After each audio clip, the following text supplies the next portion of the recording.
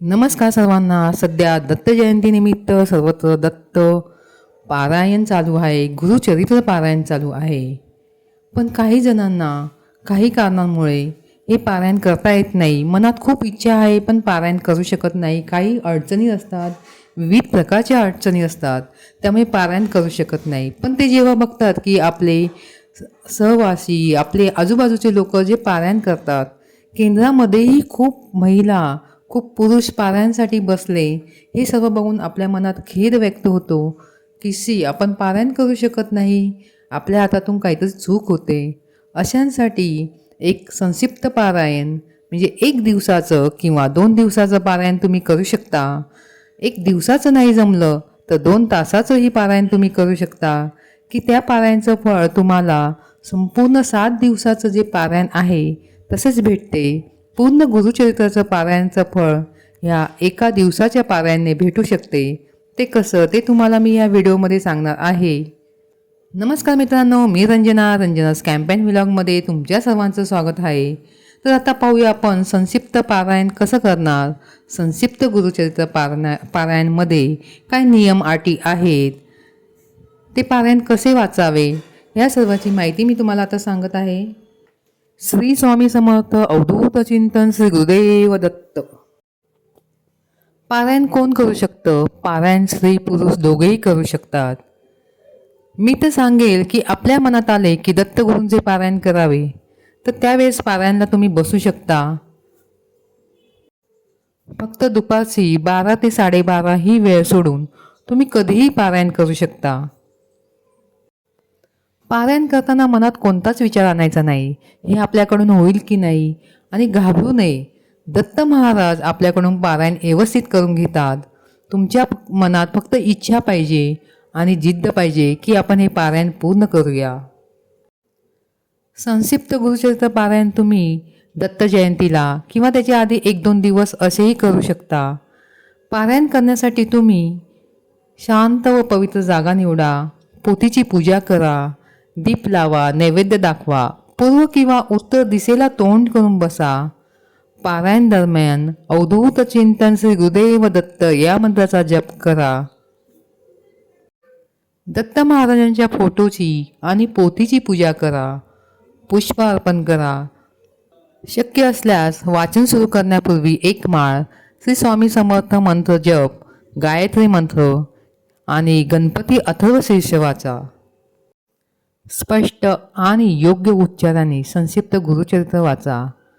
जर तुम्हाला संपूर्ण पुस्तक एकाच दिवशी वाचणं शक्य नसेल तर काही अध्याय पहिल्या दिवशी, काही अध्याय दुसऱ्या दिवशी, काही तिसऱ्या दिवशी, 3 दिवसातही तुम्ही हे वाचू शकता, किंवा 1 दिवसात वाचू शकता, किंवा 2 तासातही वाचू शकता, ही तुमची इच्छा. पारायण करताना गुरुचरित्राच्या पोथीचा योग्य तो आदर करा, सन्मान करा, मान द्या. ज्या दिवशी तुम्ही पारायण करणार आहे त्या दिवशी सात्विक आहारच घ्या. ब्रह्मचार्याचे व्रत पालन करा. मांसाहार करू नये. जमिनीवर झोपावे. तणाबरोबरच मनही शुद्ध.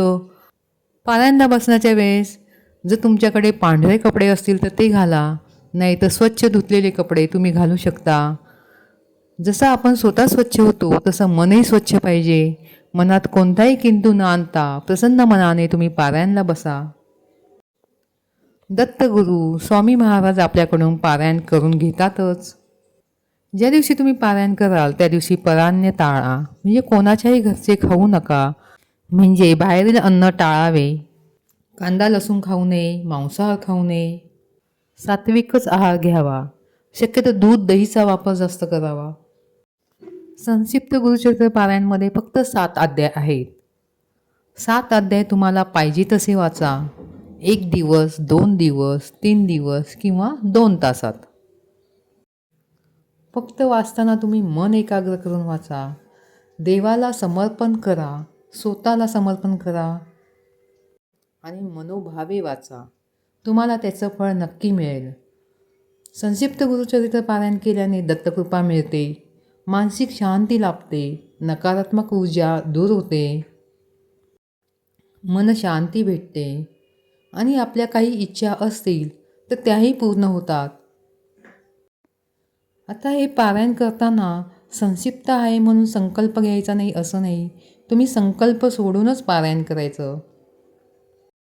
संकल्प केल्यावर तुमच्या मनात जी इच्छा असेल ती स्वामींना सांगा, दत्तगुरूंना सांगा.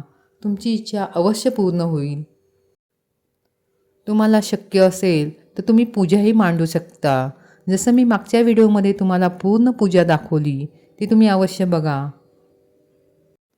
काही ठिकाणी महिलांना हे पारायण करण्याची बंदी असते. त्यांना फक्त श्रवण करू शकता असे सांगतात. तर तसे काही नाही. फक्त विशिष्ट नियम पाळा. तुमचा मासिक धर्म असेल किंवा घरात काही सूतक वगैरे असेल तेव्हा हे पारायण करू नये. जर तुम्हाला शक्य असेल तर तुम्ही दर गुरुवारीसुद्धा संक्षिप्त गुरुचरित्र पारायण करू शकता. फक्त पारायण करताना दुपारचे 12 ते 12:30 ही वेळ टाळावी. यावेळेस दत्तगुरू भिक्षा मागण्यासाठी बाहेर असतात. पारायण केल्यावर पोथीची पुन्हा पूजा करा. पोथीची आरती बोला. काळ्या रंगाचे कपडे घालू नये. गादीवर झोपू नये. पारायणची सांगता विशिष्ट गोड नैवेद्य दाखवून किंवा पुरणपोळीचा नैवेद्य दाखवून आणि घेवड्याची भाजी अवश्य करा. हा नैवेद्य दाखवून तुम्ही पारायणची सांगता करू शकता. उद्यापन करू शकता.